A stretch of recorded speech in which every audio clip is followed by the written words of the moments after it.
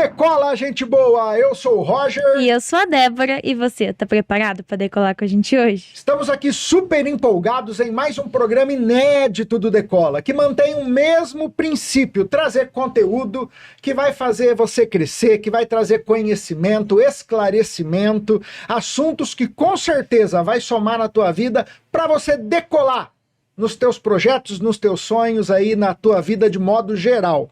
E hoje é um baita tema. Um tema que eu particularmente gosto muito, creio nisso, creio com todo o meu coração e não tenho preparo para debater. Gosto de falar algumas coisas do que penso, mas prefiro aprender. E trouxe uma pessoa que tem muito preparo para nos ensinar hoje, apresentar um ponto de vista e tratar desse assunto com muita propriedade. Quem está com a gente, Débora? Estamos aqui com o professor, teólogo e escritor Fabrício Demarque. Seja muito bem-vindo. Muito obrigado, pessoal. Estamos aqui para falar de um assunto de fato espinhoso, porém muito necessário. E eu tenho certeza que esse bate-papo de hoje, meu irmão, vai render muitos comentários aí no YouTube e também talvez um pouquinho de polêmica, porque a visão que eu vou apresentar é uma visão diferente, porém uma visão bíblica também. Que top! Eu percebo mesmo que é um assunto que tem muitas visões teológicas, né? Muitas linhas de pensamento, mas a teologia, para mim, a grande beleza da teologia é o teólogo, na verdade, para mim, né? De fato, é aquele teólogo que respeita e entende as linhas de pensamento, mas tem uma para si, não abre mão e defende ela. Exato. A teologia, ela proporciona isso, né? Sim, exatamente. E alguns até acusam certos teólogos de serem orgulhosos, justamente pelo fato de serem convictos naquela linha que ele escolheu seguir. Mas isso está muito longe de ser orgulho. Na verdade, isso significa convicção, né? Durante muitos anos eu pesquisei sobre o tema, li sobre o tema, me debrucei sobre muitos livros durante anos e mais anos. Até então eu defendia uma certa linha, que eu vou até falar a respeito dela aqui. Certo. Só que lá no fundinho do coração tinha aquela incerteza, aquela insegurança. Será que é isso mesmo? Eu encontro algumas inconsistências, algumas incoerências nessa linha que eu defendo. Será que é isso mesmo? E aí decidi me aprofundar, pesquisar mais e mais sobre o assunto, e então decidi mudar de posicionamento. Hoje defendo uma outra posição, que é bíblica também, como eu disse, porém hoje essa certeza que eu tenho a respeito dessa crença é muito maior do que a certeza que eu tinha em relação à crença anterior.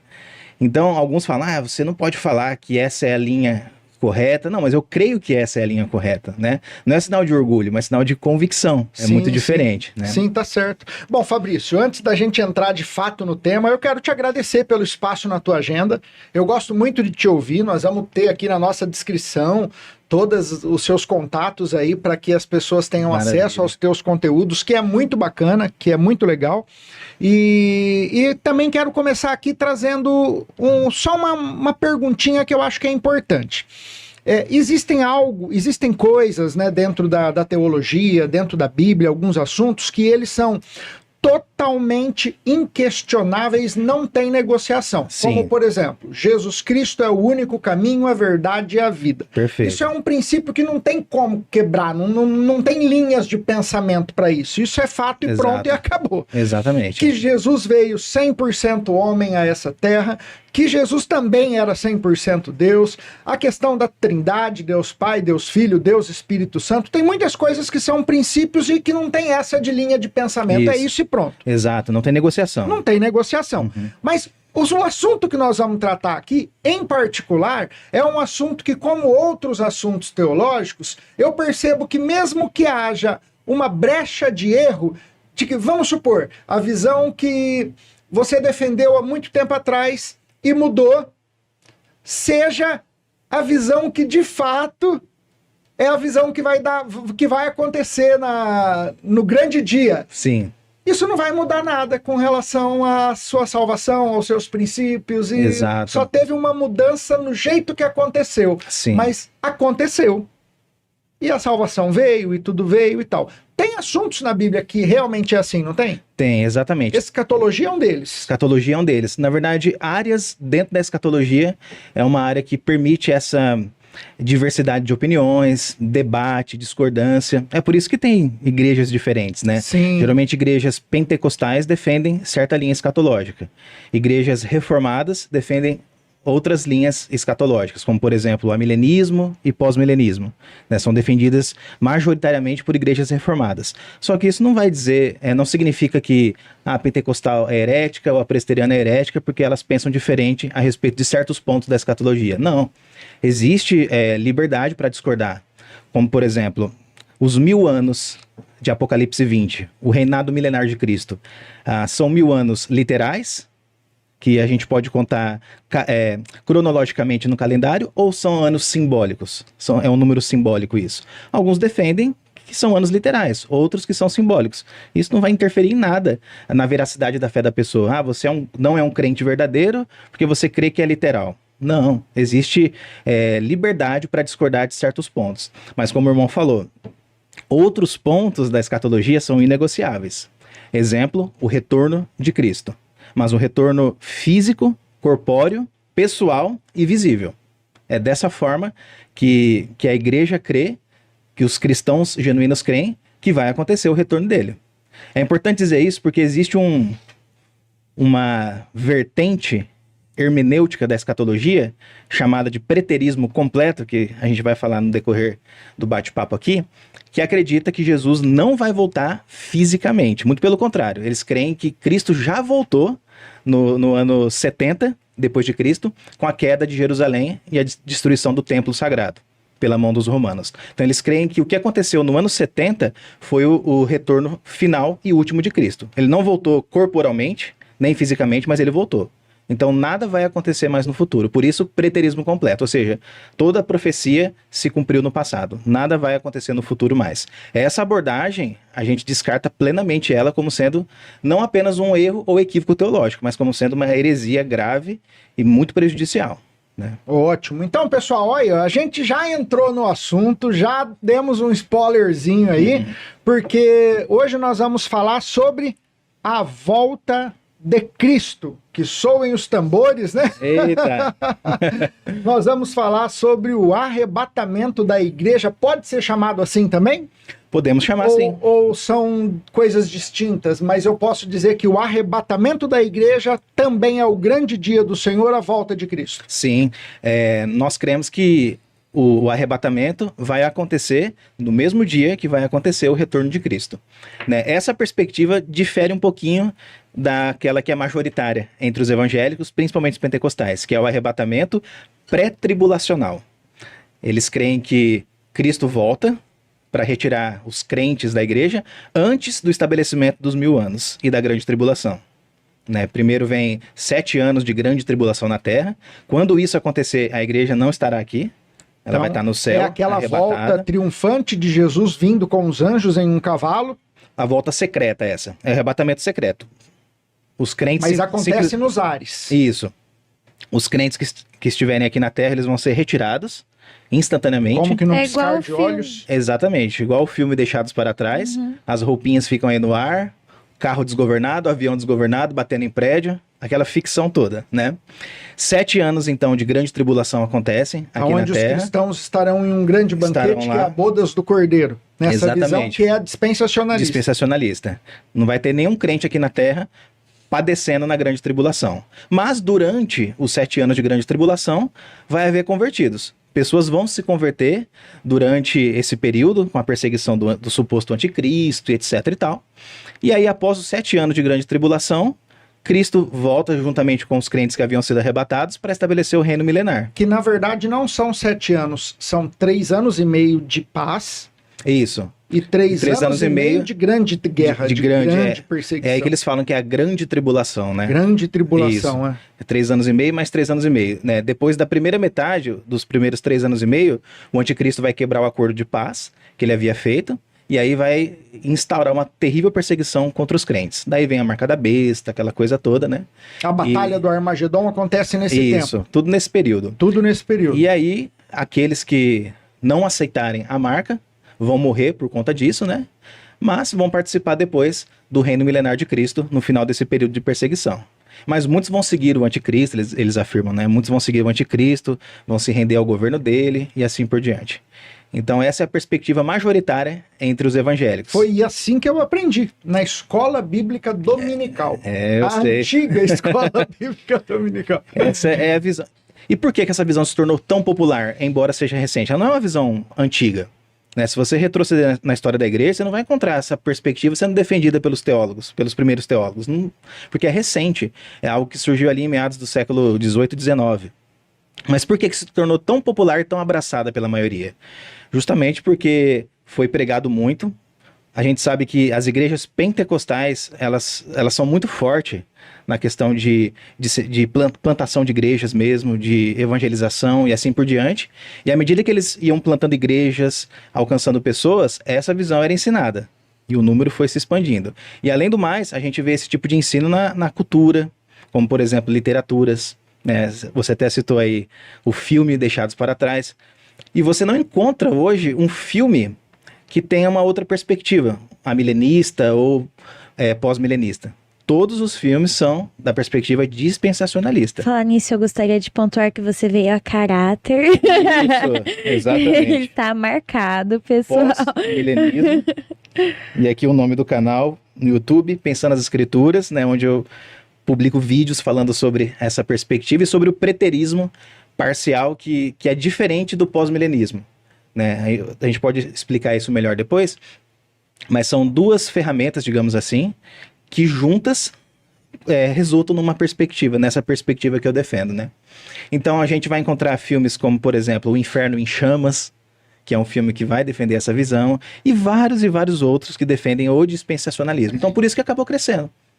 Por isso que quando você apresenta uma perspectiva diferente para as pessoas, elas até assustam. E tem uma base até muito forte, né? Porque começa lá com a dispensação dos patriarcas, a dispensação, eu me esqueci agora todas elas, mas... São 7 dispensações ao todo, tem né? Todas as dispensações ali, até chegar no milênio e tal. Isso, eles dividem a história em várias dispensações mesmo, né? E vão encaixando uma coisa aqui, outra acolá. Isso. Né? A minha grande bronca, digamos assim, contra o dispensacionalismo é justamente pela conveniência deles em defender certas passagens literalmente e outras que deveriam ser entendidas literalmente, eles alegorizam. A impressão que fica... que não dá para explicar direito a alegoria. Exatamente. A impressão que fica é que eles fazem isso para que todo o sistema ganhe significado e sentido. Porque se for levar o pé da letra, o que eles falam? Qual que é uma regra inegociável da interpretação dispensacionalista? É interpretar literalmente as profecias bíblicas. Ok, mas aí quando você vai para Apocalipse 1, versículo 1, quando João escreve, dizendo que o tempo está próximo e as coisas vão acontecer em breve, a expressão em breve não é interpretada literalmente por eles. Por quê? Porque se eles interpretam literalmente a expressão em breve, isso significa que aquelas profecias se cumpriram pouco depois da revelação que João recebeu, que é o que eu acredito. Que quando João diz as coisas que vão acontecer em breve, isso aconteceu alguns anos depois que ele escreveu aquilo. Era futuro quando João escreveu? Com certeza. Senão não seria profecia. Porém, hoje, no século XXI, tudo aquilo já se tornou passado. Já se cumpriu. Era futuro para João e para os leitores de Apocalipse, mas para nós do século XXI se tornou passado. Por isso que nós defendemos o preterismo parcial. Nós queremos que 90% das profecias da Bíblia já se cumpriram no século I. Isso inclui a grande tribulação. Isso é um grande escândalo. Para muitos, teriam pastores que se escandalizariam. A marca da besta, o famoso 666, que é uma forma, acredito que não tão correta de se expressar, né? 666. Porque não é isso que está escrito na Bíblia. Está escrito 666. E não 666. 666 é uma sequência de 3 vezes o número 6. Mas não está escrito isso. Está escrito 666. E nós acreditamos também que essa marca tem a ver com a adoração do imperador romano do século I, que no caso, quando João escreveu, ele estava se referindo ao Nero César, que é a besta de Apocalipse 13. Porque se você somar o nome de Nero César no original hebraico, lembrando que no hebraico você não tem vogais, A, E, O, não existe isso no hebraico, apenas as consoantes.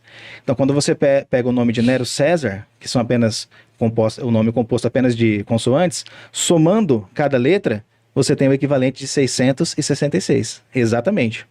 É igual ao numeral romano. O V, ele é 5, o X é 10. No hebraico é a mesma coisa. Entendi. Então, quando você pega o nome do imperador, somando vai dar 666. É uma referência ao imperador do século I. Então, a besta de Apocalipse não é um anticristo que vai surgir no futuro, como diz o dispensacionalismo, como acredita o amilenismo também. Mas, na verdade, é uma referência ao imperador romano do século I, o Nero César, a besta do mar, a besta que emergiu do mar, que perseguia os cristãos. E esse número é uma referência a ele. Então, nós acreditamos que essa profecia se cumpriu também no século I. Bom, é claro, fica muito evidente, né, Débora, que só por esse começo a gente vai ter um assunto aqui que não se encerra no tempo que nós temos em hipótese nenhuma. Não. Então, para conseguir ser mais objetivo e ter o resultado que a gente queria aqui, que era te dar a oportunidade de trazer esse ponto de vista para nós, que eu particularmente achei muito interessante, eu queria de maneira muito rápida só destacar algumas coisas aqui antes de entrar no Sim. pós-milenismo. Quais são as visões? Nós temos a que a gente já mencionou, e eu acho que nem precisa mais falar Sim. nada dela, que é o dispensacionalismo, a maioria conhece. Isso. Aí a outra, Aí nós temos o pré-milenismo histórico. qual que é o maior destaque dela, assim? O pré-milenismo histórico, Destaque. ele é até uma vertente bacana, é até boa. Só lembrando também que o dispensacionalismo também é chamado de pré-milenismo. Ah, pré-milenismo também é o dispensacionalismo. É pré-milenismo dispensacionalista. Tá. E depois tem o pré-milenismo histórico, Tá. que é uma vertente mais antiga, que foi defendida por muitos teólogos lá do passado mesmo, dos primeiros séculos da igreja. Pré-milenismo histórico. O histórico, isso. A crença deles, eles não creem nessa distinção que faz o dispensacionalismo, de que Deus tem dois povos, um povo sendo a igreja e o outro povo sendo Israel. Ah, o dispensacionalismo ainda trata assim. E isso, acredito Então dessa eles forma. tratam a Israel, é verdade, porque até na questão do final dos tempos, eles tratam Israel diferente da igreja. Isso, eles acreditam dessa forma. E são dois povos diferentes. Então Deus tem promessas para Israel que vão se cumprir ainda no período milenar, e Deus tem promessas para a igreja. São povos diferentes, eles acreditam. Inclusive, a igreja, segundo eles, não foi prevista ou profetizada pelos profetas do Antigo Testamento.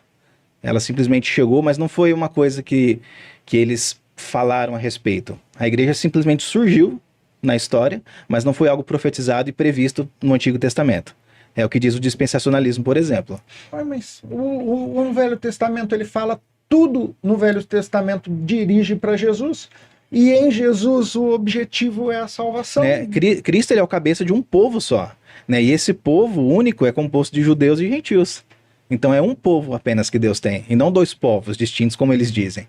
Né? E o pré-milenismo histórico, ele mantém essa unidade.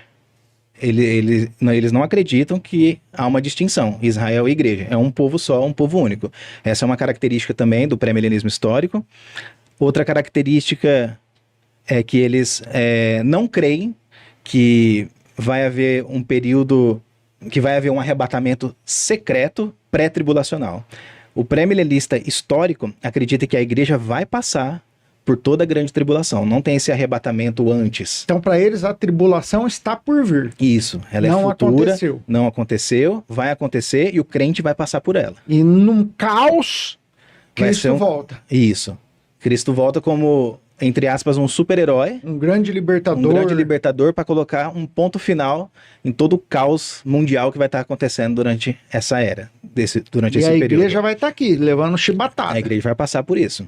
Diferente justamente do para provar. dispensacionalismo, que Isso. não acredita que ela estará aqui. Isso, exatamente. Então a gente pode dizer, em termos técnicos, né, que o pré-milenista dispensacionalista é pré-tribulacionista, porque crê que a igreja é tirada antes da tribulação. Certo. E o pré-milenista histórico é pós-tribulacionista, porque crê que a igreja vai passar por toda a grande tribulação, né? E aí o final de tudo vem pós-tribulação, após a tribulação. E aqui vai estar todo mundo, crentes e incrédulos juntos, passando por tudo isso. Logo depois, nós entramos na visão pós-milenista que você defende. E tem a amilenista. A milenista Isso. qual é o ponto forte? A milenista acredita também que vai haver uma tribulação e que a igreja vai passar por ela também. Porém, eles não creem num milênio literal. Por isso, amilenismo, né? Esse A significa... É de não. De não. Não milênio significa, mas não que eles não creem no milênio. Eles não creem no milênio literal. Então, o amilenismo acredita, e aqui é um ponto parecido com o pós, eles acreditam que o reino milenar de Cristo, ele não será estabelecido no futuro, porque ele já foi estabelecido no passado, no século I, com a vinda de Cristo. Então, quando Cristo encarnou, veio à Terra no primeiro século, ele deu início ao reino milenar, ele deu início aos 1000 anos, que não são literais, porque se fosse teria terminado já, né? Então, são 1000 anos simbólicos que foram estabelecidos no século I com a encarnação de Cristo, e esse reino milenar vai durar até a segunda vinda de Cristo, até o retorno. Então, entre a primeira e a segunda vinda, nós já estamos no reino milenar, vivendo dentro desse reino. É uma visão parecida, mas não exatamente igual ao pós-milenismo. Nós também cremos que o reino foi estabelecido, inaugurado como realidade redentora no século I, e nós estamos dentro desse reino milenar.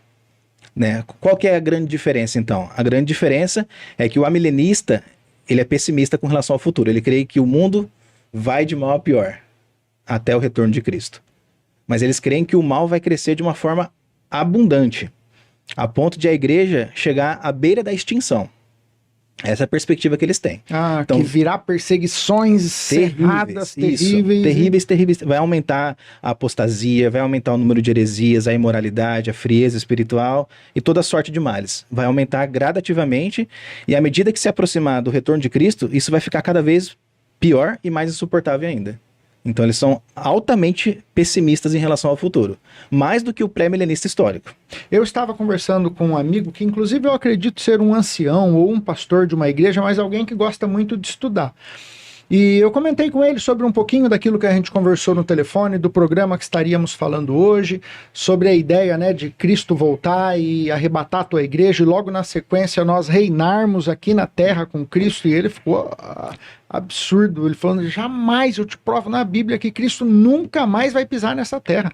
Aqui ele nunca mais pisa, ele só esteve aqui uma vez, isso aqui tudo vai ser queimado, isso aqui vai ser destruído, nós teremos um reino espiritual e tal, tudo. Então, em qual será dessas visões que se encaixa essa perspectiva? Essa visão dele vai se encaixar mais no preterismo completo, que não crê em nada em relação ao futuro em termos proféticos, que vai acontecer. Nada, não tem mais nada para acontecer, porque tudo já aconteceu.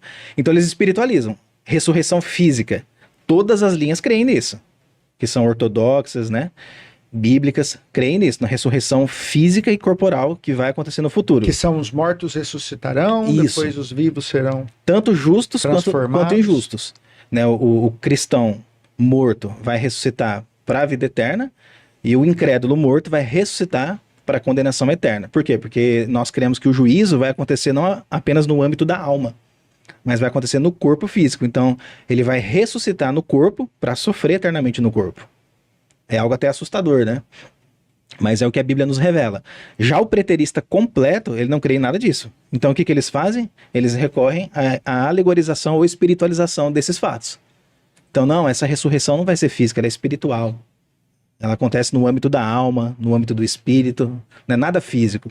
Assim como a própria ressurreição de Cristo. Eles acreditam que Jesus ressuscitou, porém, em algum momento, entre a ressurreição e a ascensão aos céus, ele abandonou o corpo dele. Agora, pede base bíblica para eles. Eles não têm, porque não existe. Por isso que eles não têm para apresentar. Mas eles falam que Cristo abandonou o corpo físico em algum momento, à medida que ele ascendia aos céus. E ele se encontra no céu hoje totalmente destituído de um corpo físico literal. Tá? Apenas a parte espiritual dele. Então eles têm uma ojeriza com relação ao que é material. Eles têm muito. E isso é uma herança da filosofia grega, né? Que via a matéria como algo mal também. Então você vê que eles acabaram abraçando essa crença. Verdade. Então, por exemplo, o grego acreditava que após a morte, o corpo experimentava, a alma experimentava uma libertação. Porque, segundo eles, o corpo é a prisão da alma. Então, quando a pessoa morre, ela ficou livre dessa prisão, que é o corpo. Então, eles olham para a matéria como sendo algo mal. Mas, biblicamente, a gente sabe que a matéria é boa, porque Deus criou também a matéria, né? Deus criou Adão do pó da terra, por exemplo, depois criou Eva a partir da costela de Adão. Então a questão material para Deus é de fato importante. Nós somos templo do Espírito Santo, né? Nosso corpo é algo importante para Deus, enfim. Então esse rapaz aí se enquadra no preterista completo, ainda que ele não saiba que ele seja um. Muito provável. Muita gente mas não sabe o que é. pela Fabrício, forma que E crê. agora entrando nessa visão pós-milenista, que eu acredito que vai ser novo para muita gente, Uhum. até como foi para mim. Comentei um pouco até com o Otávio, ele também não entendia. A gente pode começar por onde para poder trazendo assim uma visão, um pano de fundo para que... A gente pode começar pela definição mesmo do próprio termo pós-milenismo, que é uma junção de várias palavras do latim, né? A palavra pós, que significa depois, a palavra mil, que significa mil ou milênio, né? E a palavra ano, que significa anos, que é justamente os anos, o reinado milenar de Cristo, referência ao reinado milenar de Cristo. Então, literalmente, a expressão pós-milenismo significa depois dos 1000 anos, ou após os 1000 anos. Então, a ideia é que Cristo vai voltar fisicamente, corporalmente e visivelmente após o período milenar, após o reino milenar. E esse reino milenar de Cristo já é uma realidade presente, como eu disse, que foi inaugurada no século I, porém ela ainda não foi consumada. Nós acreditamos que o reino milenar de Cristo ele foi estabelecido no século I como realidade redentora. Ele se encontra nesse momento presente em desenvolvimento. Na sua morte ou na sua ressurreição? Não, na própria vinda, na encarnação. Na vinda. Quando Isso. ele veio, iniciou-se esse período Isso. de 1000 anos. Durante um dado momento, ele disse assim, no ministério terreno, se eu expulso demônios pelo dedo de Deus, então é chegado o reino de Deus a vós. Então ele expulsou muitos demônios no século I. E essa era uma evidência de que o reino havia sido trazido pelo próprio Cristo à Terra. A própria vinda do Espírito Santo é considerada uma evidência desse reino em expansão, assim, no sentido dos 1000 anos? Podemos dizer que sim, porque é graças ao poder do próprio Espírito que foi enviado que a igreja tem potencial para pregar, discipular o evangelho e levar o reino de Deus adiante ao crescimento. Então faz parte, sem dúvida alguma. Débora, você acha que hoje Cristo tem um corpo... os 3 atributos de Deus, onipresente, onipotente e onisciente. Isso. Você acha que hoje Cristo, à direita do Pai, tem um corpo onipresente que pode estar em todo lugar? Você já me falou que não. Você já me disse. Mas nem eu sei por que não. Você falou que E você também viu na quero ter faculdade. certeza hoje. A gente pode afirmar, sem sombra de dúvida, que um corpo físico não pode ocupar mais de um lugar ao mesmo tempo. E Cristo, após a ressurreição, ele ressuscitou no corpo físico, literal, de carne e osso, porém um corpo glorificado, né? Sem dúvida. Porém, nesse exato momento, ele se encontra à direita do Pai e lá ele vai permanecer até o retorno. Quando ele se faz presente entre nós, isso diz respeito à presença espiritual e não à presença física dele. Uma vez o grande Benihim, muito querido por muitos aí, que escreveu muitas heresias, inclusive, disse que havia recebido uma revelação da parte de Deus, dizendo que em um dos seus eventos, o próprio Cristo estaria ali presente, em corpo, para participar do evento. E muita gente deu glória a Deus como se isso fosse uma coisa muito bíblica. Mas é impossível que isso aconteça, porque Cristo, ele é Deus homem, e ele está à direita do Pai, intercedendo pelos santos de Deus, por nós, e ali ele vai permanecer até o dia do seu retorno, que somente a Trindade sabe quando vai acontecer. O dia, a hora, exatamente tudo, somente ele sabe quando vai acontecer. E é somente nesse dia do grande retorno é que ele vai sair da direita do Pai para vir buscar o seu povo aqui na Terra. Mas ele continua lá. O corpo físico não tem o atributo da onipresença. É claro que pessoas extremamente sinceras que já comunicaram e testemunharam uma experiência onde tiveram a convicção de que Jesus estava ali, de que sentiu Jesus ao seu lado e tal. Pode sim, é claro, se tratar de uma experiência onde isso aconteceu de forma espiritual, então. Espiritualmente, sim. Mas nunca Até porque para nada materialmente. Deus nada é impossível, né? Mas ele respeita aí os seus pontos, né? Tem um versículo que se encontra em Atos que fala assim: convém que o céu o detenha, ou que o céu o tenha, falando de Jesus, até o tempo da restauração de todas as coisas. Ou seja, lá no céu ele vai permanecer até que todas as coisas sejam restauradas por Deus aqui na terra, e então chega o dia do seu retorno. Tem um versículo que fala a respeito disso. E essa é uma outra característica bem peculiar do pós-milenismo, que acredita que os inimigos de Jesus vão ser subjugados aqui na terra antes do retorno de Jesus, e não depois. Então nós cremos que essa vitória sobre os inimigos foi iniciada no século I, se encontra em andamento hoje, e vai continuar dessa forma até o dia do retorno. Então é uma diferença muito grande, porque as outras linhas acreditam que os inimigos de Cristo serão destruídos no retorno dele. Ele volta para destruir tudo. Percebe que ainda existe uma expectativa com relação à igreja muito forte a que existia no povo de Israel, lá quando Jesus veio com relação a Roma? Porque o que o povo de Israel esperava? Um grande Messias num cavalão branco, com uma armadura mais potente. Um grande libertador mesmo. Um grande libertador, né? Que fosse arrancar a cabeça do Nero, lá, do César, né? Do César daquele tempo, e livrá-los de Pilatos, e enfim, ia ser aquele triunfo do povo de Israel sobre Roma. Então, e não foi nada disso. Então, talvez hoje, pode ser que alguma linha escatológica da igreja espere também esse tipo de libertador, e não vai ser o caso, porque ele já está acontecendo de forma espiritual, essa vitória sobre os inimigos? Ela está acontecendo de forma espiritual. Alguns acreditam, no caso aí vai ser já o judeu ortodoxo, né? Que ele acredita num libertador também. O judeu ainda espera o Messias? O judeu, sim. O judeu ortodoxo, sim, que é diferente do judeu messiânico, né? O judeu messiânico acredita que o Messias veio de fato. Só que ele ainda mantém algumas práticas próprias do judaísmo. Por isso o judeu messiânico. Mas tem o judeu ortodoxo, que além de manter a tradição judaica no seu dia a dia, na sua alimentação, etc., também acredita que ele ainda vai vir, que o Messias ainda vai vir. Então eles são, infelizmente, ainda cegos com relação a isso, porque o Messias já veio. E quando ele vier novamente, vai ser para consumar a história, e não para trazer salvação. Ele já veio para trazer salvação.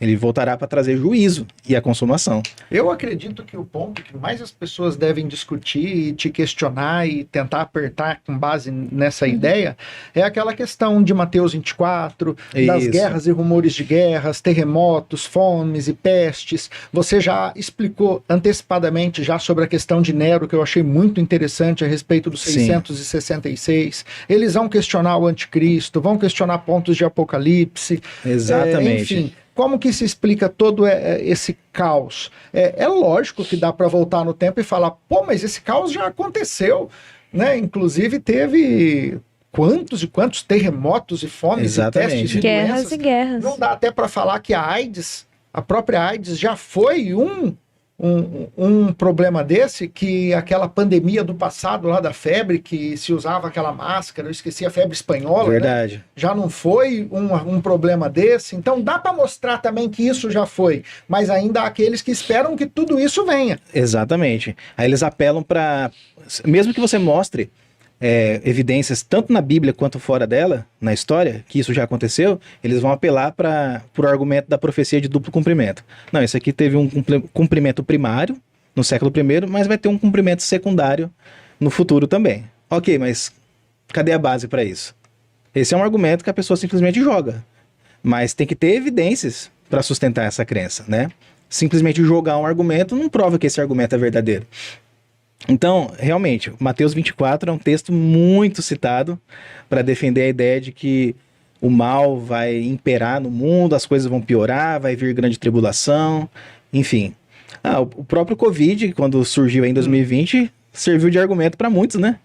Para defender que realmente Jesus está às portas, Jesus está voltando. É sempre assim, acontece uma tragédia aqui e acolá, Jesus está voltando. É sempre assim. Ele nunca volta, né? Isso é verdade. Jesus vai voltar daqui nessa geração. Não tem conexão nenhuma com o pós-milenismo? Não. Mesmo dentro desse tempo que a gente vive hoje, porque você também não percebeu que existe uma melhora absurda? A liberdade que a igreja tem, o crescimento da igreja, as religiões cada vez mais perdendo credibilidade, sim, e o cristianismo ganhando força. Se expandindo então, tremendamente. De alguma maneira, também não dá para dizer, dentro da visão pós-milenista, que Cristo está por aí? O pós-milenista, ele acredita que o futuro retorno de Cristo se encontra num futuro muito difícil de ser detectado por nós. Nós não cremos que chegou o ápice do milênio, que é um outro ponto, né? O milênio chegou, mas o ápice do milênio ainda não chegou. O que é o ápice do milênio? É a era dourada do mundo. É o período em que vai imperar a justiça, a paz, a prosperidade. É o período em que vai se cumprir várias profecias do Antigo Testamento que falam a respeito que as nações não vão mais guerrear, elas não vão mais pegarem armas para guerrear uma contra a outra. Isso ainda não aconteceu, evidentemente, né? Um grande caso aí de Israel é uma grande prova. A Rússia é uma grande prova de que essa profecia não se cumpriu ainda. Mas o pós acredita que vai se cumprir, vai haver um período na história e esse período pode demorar muito. Pode levar 100, 200, 500 anos para chegar. E nós queremos que um dia as nações não vão mais pegar em armas para guerrear umas com as outras. Por quê?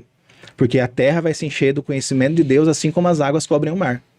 Então nós queremos que a maioria da população mundial vai se render a Cristo. Não todos, a maioria. Só para eu não perder a linha de raciocínio. Essa era dourada, então, com base nessa crença, nessa visão pós-milenista, é que ela vai ser resultado da pregação do evangelho. Isso sim é uma coisa que tem base. Isso, exatamente. Uma base enorme. É o resultado da transformação que o Espírito Santo vai gerar no mundo, fazendo as pessoas nascerem de novo, e resultado também do trabalho da igreja em pregar o evangelho e discipular, não só pregar. Porque muitos só pregam, mas Jesus não mandou pregar. Ele mandou pregar e fazer discípulos.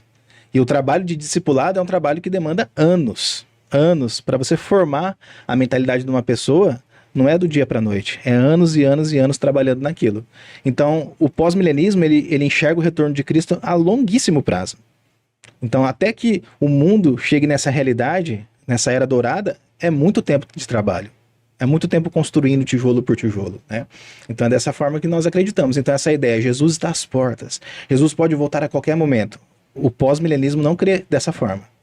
Jesus está às portas. Não cremos dessa forma.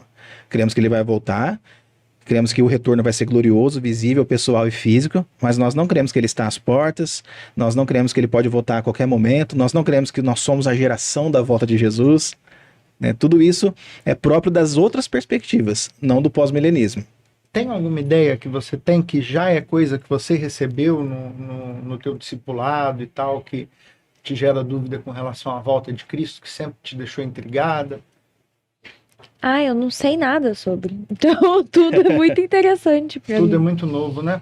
Com relação àqueles pontos apocalípticos bem difíceis de entender, inclusive a igreja adventista, ela trabalha muito o apocalipse, apresentando várias ideias muito complexas e algumas fáceis, outras muito difíceis, mas tem a questão do...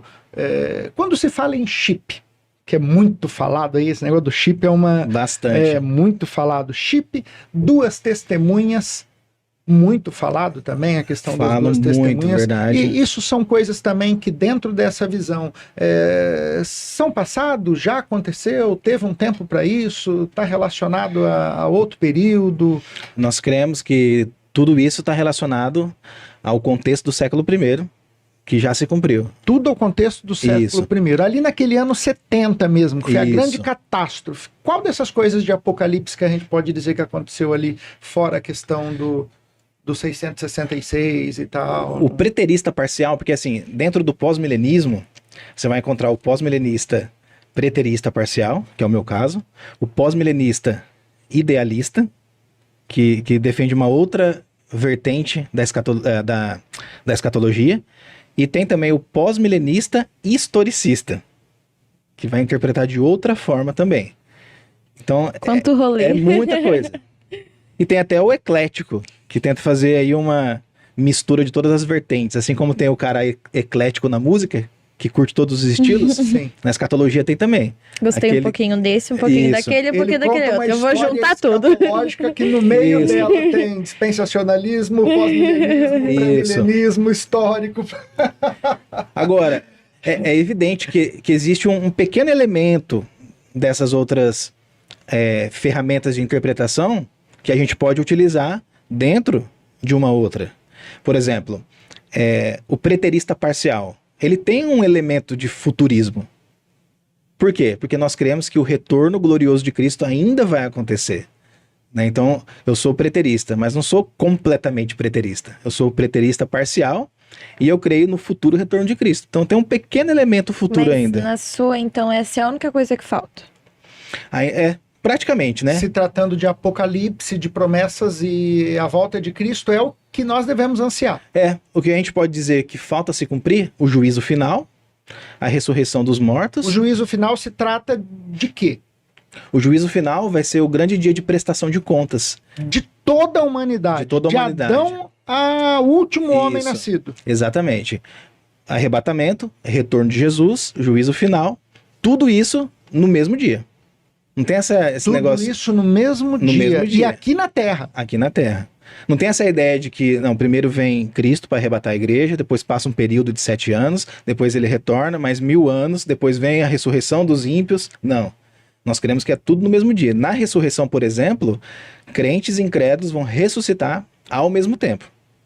Não tem essa separação, porque as outras linhas creem que se separa. Primeiro ressuscitam os crentes, depois eles reinam com Cristo. Depois ressuscitam os ímpios para o julgamento final. Não. A ressurreição vai acontecer de maneira geral. Geral. No mesmo dia, os dois grupos ressuscitando. Arrebatamento, no mesmo dia. Retorno de Cristo, tudo no mesmo dia. Questionamentos científicos do tipo, mas se for isso acontecer na Terra, onde esse povo vai ficar? No céu, a gente pensa que vai ser no céu, né? A habitação final dos redimidos. Mas não. Ela vai ser na Terra. Nós vamos habitar eternamente na Terra, até porque a Terra vai ser restaurada. Paulo fala sobre a expectativa da própria criação. A criação geme, aguardando com grande expectativa a redenção dos filhos de Deus. Ele vai falar isso em Romanos. Nós acreditamos que a terra vai ser restaurada e o povo de Deus redimido vai viver na nova terra, habitada, restaurada, transformada totalmente. E aqui nessa terra a gente vai ter uma vida glorificando e conhecendo a Deus eternamente, mas uma vida, entre aspas, normal. Sem pecado, graças a Deus, sem sofrimento, sem morte. Sem trabalho? Trabalho vai ter. Sem os espinhos, né? Sem os espinhos que Adão trouxe, vamos dizer assim. Não vai exigir o suor do rosto para alimentação. Não vai ser aquela coisa penosa, não vai ter aquelas injustiças que geralmente estão envolvidas aí no trabalho, né? Enfim, vai ser uma realidade perfeita, mais perfeita do que o Éden antes da queda. Mas nesse julgamento, aqueles que serão julgados, porque não tem a marca de Cristo, porque não tem as vestes de Cristo, serão lançados, a Bíblia diz, para um lugar de sofrimento. Isso, lago de fogo e enxofre. Lago de enxofre reservado para Satanás e seus demônios. Esse lugar é espiritual. Não se trata de novos céus e nova terra, é um lugar à parte, é um lugar separado. Isso, de fato, está dentro dessa visão também. É difícil a gente estabelecer com precisão. Tem coisa que não dá para poder afirmar, né? De fato, isso. Tem coisa que não foi revelada. Não tem como. É difícil a gente estabelecer onde que fica a geografia do inferno, do lago de fogo. O que a gente pode dizer com toda a convicção é de que é um lugar. Eles serão lançados para esse lugar, senão não faria sentido a Bíblia usar essa linguagem de lançar um grupo de pessoas para um lugar específico. Então, se trata de um lugar. Nesse lugar não vai haver fim em relação ao sofrimento. Vai ser um sofrimento eterno, de fato, como diz a Bíblia, e consciente. Então, eles estarão lá sofrendo, sabendo por que eles estão lá e sentindo cada dor. Cara, mas isso é um tema tão pesado, que tem muita gente que quando ouve isso fica indignado e fala, então como é que vocês podem pregar um Deus de amor? Eles falam isso. Eles falam isso, e aí até por isso eu acredito que uma das ideias universalistas, né, que é aquela de que todo mundo vai ser salvo, porque todo mundo é filho de Deus, e não tem essa, no final mesmo, Deus vai poupar todo mundo. Eles falam isso mesmo. Isso não é bíblico. Não é bíblico, de forma alguma. Mas como que você questiona esse lance, esse questionamento do amor, de falar, meu Deus, como é que pode? O meu pai, a minha mãe, a minha mãezinha, que foi tão querida, que nunca fez mal pra ninguém, como que a minha mãe vai passar uma eternidade num lago de fogo e enxofre porque adorava uma imagem? Sim. Vamos escancarar aqui, porque... Sim, com certeza. A gente pode dizer que Deus é amor apenas para com aqueles que estão em Cristo. Quem está fora de Cristo, Deus não é esse amor que elas querem que ele seja. Ele é justiça e ira também. Até porque ele deu o seu único filho para que Exato. todo aquele que nele crê não pereça e tenha vida eterna. As pessoas pensam que rejeitar a oferta de salvação que Cristo oferece é uma coisa pequena, mas é uma coisa absurdamente grave, rejeitar essa oferta. Porque, como diz a Bíblia, o próprio Deus entregou o filho dele para morrer pelos pecados dos homens. Então, rejeitar isso que Deus fez é algo gravíssimo e altamente ofensivo para Deus. O que resta, então, é a justiça de Deus. Porque pensa, a pessoa que está em Cristo, ela não recebe a justiça merecida. Por quê? Porque a justiça caiu sobre o próprio Cristo. Existe uma graça. Existe e ela está, digamos, escondida em Cristo. E a ira de Deus caiu sobre ele, sobre Cristo. E como ela está escondida em Cristo, logo essa ira não atinge essa pessoa que está escondida nele. Cara, é muito forte isso. É forte demais. Agora, se a pessoa rejeita essa oferta, ela está se expondo à ira de Deus. É como se ela dissesse, não, eu rejeito Cristo, caia sobre mim a tua ira. Sentença. Isso, eu quero a tua ira sobre mim. É como se ela dissesse isso. Só voltando rapidinho, o irmão mencionou aí o Mateus 24, que é o texto bem citado, né? A gente entrou, mas não acabou explorando. A Bíblia, ela tem, nos evangelhos sinóticos, que é Mateus, Marcos e Lucas, tem 3 capítulos específicos, um de cada livro, que são o mini apocalipse, como alguns chamam, né? Que é o sermão profético, certo. ou o sermão escatológico que Jesus pregou. É Mateus 24, Marcos 13 e Lucas 21.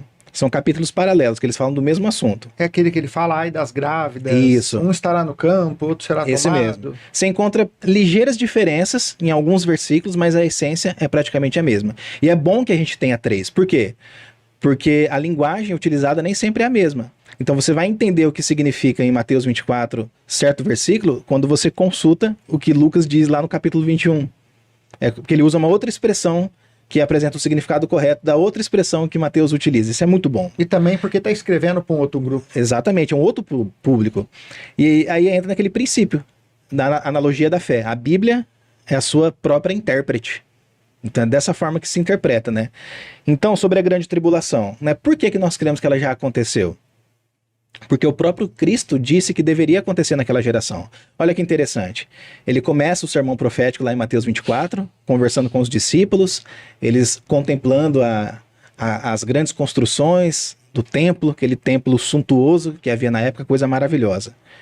Aí Jesus fala que não vai ficar pedra sobre pedra, que não seja derrubada, uma coisa assim, absurda para quem estava ouvindo naquele contexto essas palavras. Escandalosa. Escandalosíssima. Como assim? Uma coisa tão suntuosa como essa não vai ficar pedra sobre pedra? E Jesus começa a dialogar com os discípulos e aí ele começa a apresentar os famosos sinais dos tempos. E aí ele fala de guerras e rumores de guerras, ai das grávidas, ai, quando vocês virem o abominável da desolação, né, fujam para os montes. Ele cita uma lista enorme de coisas, que vai haver ódio entre as pessoas, o amor de muitos esfriará. Ele cita apostasia, ele cita uma lista enorme. E vai haver nesse período uma grande tribulação como nunca houve nem jamais haverá. Ele cita. Aí o grande ponto essa é a chave de interpretação para entender tudo que Jesus está falando. Depois de citar todinha essa lista, lá no versículo 34 de Mateus 24, ele fala: e não passará esta geração sem que tudo isso aconteça. Matou a pau. Cara do céu. Aí é que entra a questão de interpretar literal ou não, porque o dispensacionalismo ele quer pegar essa palavra e não interpretar de forma literal. Eles pegam a palavra geração e dão um outro significado. Eles levam lá para Daniel, não é? Geração? Eles fazem aquela conta de Daniel. Tem uma linha de pensamento dessa, que são as 7 semanas de Daniel. 70 aí, semanas. 70 semanas de Daniel e tal. Então, ó, essa geração que Jesus falou, ela está relacionada a esse período e fazem uma conta. Eles fazem isso mesmo. Eles fazem toda essa cambalhota, digamos assim, né, para fazer sentido o sistema. Mas o que é geração? Aí que é o grande ponto, né?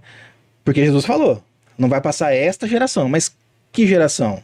E o mais curioso é que ele usa um pronome demonstrativo. Esta. Ele não fala essa ou uma ou aquela.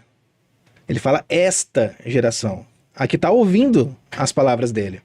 Aí eles vão dar um outro significado para a palavra geração. Eles falam: Jesus está falando que não vai passar a geração que estiver viva quando esses sinais começarem a acontecer. Poxa, é uma grande cambalhota isso daí. Não foi isso que Jesus falou. A palavra geração significa homens vivendo ao mesmo tempo. Então não passará esta geração desses homens que estão vivendo nesse tempo sem que tudo isso aconteça. E de fato, tudo isso aconteceu. Exatamente. Em qual período histórico daquela geração? Tudo ocorreu até o ano 70, vamos dizer, foi durante a primeira guerra judaico-romana, que teve início, acho que em meados de 66 e terminou no ano 70 depois de Cristo, com a total destruição da cidade santa, Jerusalém, com a queda do templo e com mais de 1 milhão de judeus assassinados. Foi quando Nero queimou o povo. Foi. Nero incendiou Roma, na verdade, né? E botou a culpa nos cristãos. Ele foi o primeiro grande perseguidor da igreja, o Nero César. Ele foi um homem, ele foi um dos mais perversos. Se a gente fosse citar aqui as características de Nero, de caráter, moralidade, vocês ficam escandalizados. Ele era um homem terrível, matou uma das esposas que estava grávida, assassinou a própria esposa. Ele tinha tendências homossexuais também, tanto é que ele adotou, digamos assim, um jovem, bem mais jovem do que ele, e ele vestia esse jovem com um vestido, com roupa feminina, e apresentava esse jovem em seus discursos públicos. Era um cara terrível. Se a volta em si é a única coisa que falta para terminar, Sim. por que não pode ser nessa geração? Porque ainda tem que acontecer o cumprimento de muitas profecias para que isso aconteça. Por exemplo, Jesus, ele disse, Paulo disse isso em 1 Coríntios 15, que Jesus deve reinar até que ponha todos os inimigos debaixo dos seus pés. Só depois disso virá o fim. Paulo escreve dessa forma lá em 1 Coríntios 15. Então, olhando para o mundo, a gente não vê todos os inimigos subjugados ainda. Então isso também é outra coisa que falta. Falta acontecer Entendi. a destruição de todos os inimigos de Cristo. Quando se fala em inimigo de Cristo, a gente está falando de quê? Ó, a gente pode citar um exemplo de inimigo de Heresias, Cristo. religiões.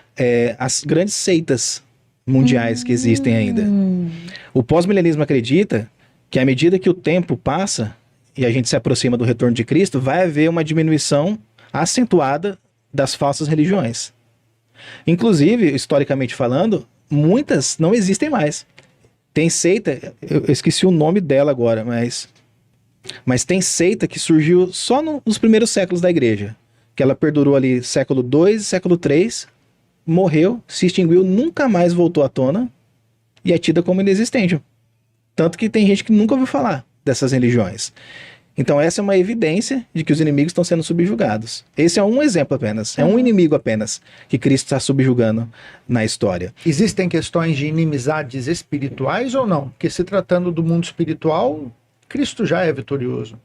Cristo é vitorioso, mas em qual sentido você quer dizer? Sobre vencer todos os inimigos, colocar os inimigos debaixo dos seus pés, trata somente de raça humana ou às vezes é um comportamento, às vezes ou é questão de espíritos malignos mesmo que ainda... A gente acredita que um outro inimigo de Cristo são as ideologias que existem por aí, né? Exemplo, ideologias que militam contra os valores da família, por exemplo. Essas ideologias não são motivadas apenas por ser humano. Existe uma influência espiritual por trás, sem dúvida. Paulo diz também que a nossa luta não é contra carne e sangue, contra ser humano, né? É por isso que eu tô Então toda vez que surge um homem aí, importante, um intelectual que seja, apresentando uma ideologia, e essa ideologia vai contra os valores bíblicos da família, etc., ele está sendo, sem dúvida alguma, usado, influenciado por um inimigo espiritual para disseminar essas ideias aí. Não vem apenas dele. É claro que, pelo fato dele ser um pecador depravado, ele também tem parte nisso. Mas ele é influenciado como filho do diabo para disseminar essas ideias. Então, tem que acontecer a destruição dos inimigos de Cristo ainda. E isso está acontecendo no decorrer da história, né? Que são as evidências de que o mundo... Outra característica, que o mundo não está piorando. Quando eu falo isso para algumas pessoas, elas faltam dar risada da minha cara. Porque nós acreditamos que o mundo, ele passa por fases ruins, mas isso não é evidência de que ele está piorando. Olha, eu creio que o Brasil, nesse exato momento, está passando por um período politicamente ruim. Mas isso não é uma evidência de que o mundo ficou pior do que no passado, ou que vai se tornar ainda pior no futuro. Não. O pós-milenismo não crê dessa forma. Nós cremos no progresso do bem, só que esse progresso não é aquele progresso crescente sem interrupção. Aquela escadinha que vai crescendo e nunca para e nunca regride. Não. Nós cremos que o crescimento ele é progressivo, mas há momentos na história que esse progresso estaciona, há momentos que esse progresso retrocede um pouquinho, que são os momentos de tragédias e de caos, mas ele sempre retoma o crescimento e continua avançando. É por essa razão que Jesus comparou o reino de Deus a um grão de mostarda, que começa pequenininho, mas cresce e se torna uma árvore frondosa. Da mesma forma, ele comparou o reino dos céus a um fermento, que a mulher aplica na massa e a massa então cresce. Ele usou esses elementos para falar do reino de Deus. E olhando para o reino de Deus, foi assim também, desde o começo. Começou com Jesus e 12 apóstolos. Hoje, em 2024, nossa, nós temos bilhões de pessoas que seguem a Jesus. Dá para usar o mesmo exemplo lá atrás. Dá para usar com Abraão. Dá para usar com a história do povo de Israel. Exatamente. A gente percebe que se nós formos fazer uma análise desde o início, não há uma piora. Há uma melhora. Exatamente. Há momentos de muita complicação, como ali a captura dos assírios, a captura dos babilônios, mas sempre por conta de uma atitude rebelde do povo. Sim. E aí Deus levantava juízes, Deus levantava profetas, até que veio Jesus. Jesus morreu, mas ressuscitou. E não está vendo uma melhora de maneira geral. Exato. A gente não consegue ver uma piora na história do povo de Israel de Gênesis a Apocalipse. Olha como que foi piorando. Ó. Se tivesse piorando, meu Deus, o povo tinha acabado, Jesus não tinha nascido pela descendência de Abraão. Exatamente. Não teria acontecido nada disso. E a gente é prova viva, testemunha de coisas boas que a gente experimenta hoje que não tinha no passado. A cura de muitas enfermidades, o acesso à educação. Ora, antigamente, não muito longe, a gente pode retroceder até o tempo dos nossos avós, por exemplo. Os nossos avós não tinham acesso à universidade e ao conhecimento que nós temos hoje. A gente tem um conhecimento na palma da mão. A gente tem faculdade EAD, que pode ser feita por um custo muito mais baixo e com aulas de qualidade, né? Eu, por exemplo, fiz a minha pós-graduação EAD e aprendi muito através disso. E paguei um valor muito inferior se eu tivesse feito presencialmente. Então, o acesso ao conhecimento e a formação superior, tratamento de saúde, anestesia não existia no passado. Para extrair um dente, a pessoa sofria igual um condenado. Hoje não, hoje você tem recurso de sobra para não sofrer durante um procedimento cirúrgico. Nós podemos mencionar até mesmo as guerras. A gente acha que a Primeira e a Segunda Guerra Mundial foram as mais catastróficas do mundo, mas não foram. Sem dúvida, a Primeira Guerra Judaico-Romana, no ano 70, foi uma das mais trágicas do mundo. Eu ouvi dizer que naquele tempo de Roma, do Império de Roma, a média de vida de um homem ali era de 20 a 25 anos. Expectativa de vida baixíssima. Expectativa de vida baixíssima. Olha a realidade que a gente vive hoje. Exatamente. E eu tava vendo um vídeo ainda essa semana, acho que foi ontem, tava vendo esse vídeo, de um senhor de 123 anos de idade, totalmente lúcido, prepara a própria comida dele, dança o forrozinho que ele gosta, 124 anos. É claro que é algo raro, né? É uma exceção à regra, mas a expectativa de vida aumentou sem dúvida alguma. E tem aumentado, parece que engravidou a esposa semana passada. Ele? Rapaz, tá de brincadeira. Se for, pensou? Meu Deus. Aí é demais. Eu ia falar, Jesus tá pra voltar. Meu. Não, agora. Aí eu ia falar, Jesus tá às portas mesmo. Oh, meu A gente Deus. tá na era dourada já. Do pós-milenismo eu não tô sabendo. Ai. Essa é uma baita contradição, porque Tem gente aí que tá com 50, chegando perto dos 50, já tá tá mais pra lá do que pra... Já tá aposentando já com 50 anos. Meu Deus do céu. Ô, meu pai. Ô, Fabrício, você sabe que não foi diferente do que acontece sempre, né, Débora? Os nossos programas têm sido extremamente edificantes, curiosos, com convidados especiais. Gostinho e o de quero assunto mais. sempre fica com gostinho de quero mais, porque a gente sempre ajunta algumas perguntas aqui que hoje eu nem fiz questão de trazê-las, porque eu sabia que ia fluir de uma maneira muito natural e foi o que aconteceu. O assunto, ele rende mesmo. Esse Ele assunto rende. é pano pra manga de sobra, de E sobra. eu até queria muito que foi a nossa oração, que o Espírito conduzisse, porque todo assunto que está relacionado a Jesus, eu creio que o Espírito tem interesse nele, né? Então ele conduz. Conduz, sem dúvida alguma. Eu tenho com certeza E disso. sabe de uma coisa que é muito importante de falar quando se fala de escatologia? É a cosmovisão.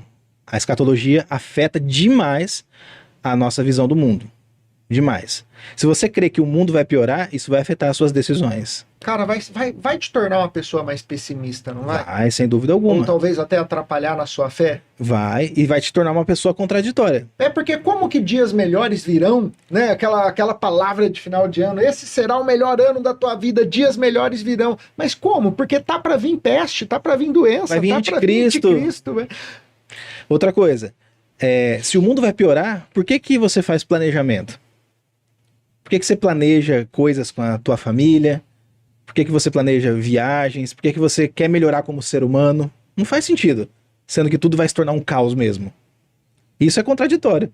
A pessoa crê que ela pode ser alguém melhor, de que o mundo pode ser um mundo melhor, mas tudo vai piorar, porque tem profecias que vão se cumprir ainda. E é por isso que eu digo, a escatologia afeta tremendamente a nossa cosmovisão. E o pós-milenismo, ele afeta no bom sentido. Porque de todas as vertentes, é a única otimista. É a única otimista que olha para o futuro como algo glorioso que vai chegar ainda. E a morte? A morte, no caso do pós-milenismo. O pós-milenismo, Chegou a doença, a pessoa morreu. assim que, no caso do crente, assim que a morte chega para o crente, o pós-milenista, assim como as demais linhas, acredita que ele abre os olhos na presença de Deus. E da Há um paraíso, há um lugar Sim. onde ele contempla ali a Sim. presença de Deus e vai aguardar essa a volta ressurreição. de Cristo. Isso. Aí acontece a separação, né, do corpo ou alma, quer dizer, do corpo e da alma. Acontece a separação entre a parte material e a imaterial do ser humano. A parte material, que é o corpo, fica ali no túmulo, e a parte imaterial, que é a alma e o espírito, vai diretamente para a presença de Deus consciente, desfrutar ali, pelo menos parcialmente, das glórias da É eternidade. uma consciência parcial, porque eu não creio que haverá alguma tristeza por quem ficou na Não. presença de Deus. Não tem como. Por exemplo, se você tem um parente que não se converteu, que decidiu não aceitar Cristo, que decidiu viver uma vida, nesse reino com Cristo, haverá tristeza de saber que aquela pessoa não está ali, que ela está nesse lugar de sofrimento? Não tem nenhuma tristeza. Então eu acredito Toda que não tristeza. haverá uma lembrança 100% de tudo, né? Eu creio que vai haver uma... Eu acho que até pode lembrar, mas quem vai ficar triste na presença de Deus? Eu creio que Deus ele vai redimir até as nossas memórias, Eu acredito. E lembranças. Eu acredito. porque vai haver a glorificação do ser humano, né? A gente crê no corpo glorificado. Mas por que não crer também na memória glorificada? Sim. Uma memória aperfeiçoada, né? Que não vai ter essas lembranças negativas. E aí, quando Cristo retornar, o corpo se une novamente à alma. O corpo que estava no túmulo, ele vai voltar, literalmente, né? Porém, um corpo glorificado. O que significa não mais sujeito a morrer de novo e não mais sujeito às doenças que a gente enfrenta no dia a dia. E aí, depois disso, eternidade vai ser estabelecida Olha, por Cristo. rapaz, mesmo neste ambiente de glória e de paz, onde não haverá sentimento de vingança e de ira, eu vou me esforçar ao máximo para tentar achar Adão e ter alguma discussão com ele. Cara. Tirar uma satisfação, porque Não é possível. Eu vou ter que jogar uma enxada na mão dele e falar, carpe ali. ele colocou a gente numa situação, né? Verdade, meu irmão.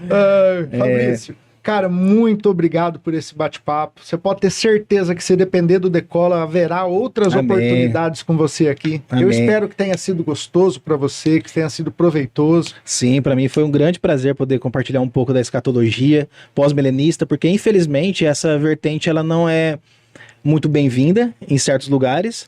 Mas por quê? Porque as pessoas não a compreendem corretamente e infelizmente o que é divulgado sobre ela é divulgado por pessoas que não são pós-milenistas. E aí que tá o grande problema. Uhum. Porque elas vão distorcer, ou ainda que não intencionalmente, elas vão apresentar uma visão muito limitada do que é de fato. E sabe que pós-milenismo o não. que eu pensava aqui também, Otávio, olha que interessante que eu pensava aqui. Quando você fala da graça de Cristo para as pessoas, qual é a maior dificuldade dela entender? A graça. Porque para a gente poder tirar uma segunda via de uma certidão de casamento, ou de um documento que você perdeu, você se mata, velho. Uma burocracia do caramba. Vai conseguir alguma coisa no banco, uma linha de crédito, abrir uma empresa, fazer qualquer coisa, uma burocracia. Aí você chega pra pessoa e fala assim, eu sei que você matou alguém, eu sei que você roubou, eu sei que você adulterou, eu sei que você tem um histórico perverso, mas a Bíblia garante que, se você se arrepender dos seus pecados e confessar Cristo como seu Salvador, você é salvo. Ele não acredita, né? É um escândalo, né? É um escândalo essa graça. É aquela questão da justiça própria, Parece que o ser humano tem esse pessimismo automático, assim, de querer resolver as coisas com o próprio braço para justificar, para ter um mérito. Isso. Então, quando a gente prega essa pregação, essa ideia de que vai melhorar, parece que a pessoa rejeita e fala, não pode. Não pode. É tão não faz forte sentido, que é né? cultural É verdade. e relacionado à cosmovisão. Então, esse fechamento que você falou de cosmovisão, ele valeu todo o programa. Que eu me identifiquei muito. Nós temos uma tendência muito forte ao pessimismo. Temos. E essa muito. mensagem, ela não é pessimista. Exatamente. E é por isso que faz sentido investir, por exemplo, na educação dos filhos, investir em projetos pessoais, em projetos familiares, em projetos eclesiásticos. Por que plantar uma nova igreja em determinada região? Porque o reino vai crescer e as pessoas vão ser salvas e o mundo vai se tornar o mundo melhor, graças ao poder de Cristo e do Espírito Santo e ao trabalho firme da igreja. Por que educar os filhos? O mundo vai de mal a pior mesmo? Não, porque os filhos são herança do Senhor e quando a gente passar, eles é que vão ficar para dar continuidade a esse avanço do reino. Porque, como eu disse, nós não queremos que Cristo vai voltar nessa geração ou daqui a 10 anos. Nós queremos que vai demorar muitos e muitos anos para acontecer. E quando ele voltar, não vou estar mais aqui. Mas quem que vai estar aqui para dar continuidade a esse trabalho, a esse otimismo? Os meus filhos, os meus netos e assim por diante. Então o pós-milenismo tem muito essa pegada de longo prazo, otimismo a longo prazo, porque faz todo sentido. Faz todo sentido. E lembra do que Jesus falou? Lá no Salmo 2, que é um salmo messiânico, né? Fala de Davi no primeiro momento, mas por ser messiânico aponta para Cristo. O Senhor disse ao meu Senhor, assenta-te à minha direita, até que eu coloque todos os inimigos por escabelo dos seus pés. Aí Deus Pai diz para Jesus, o Deus Filho, pede-me e eu te darei as nações por herança e as extremidades da terra como tua possessão.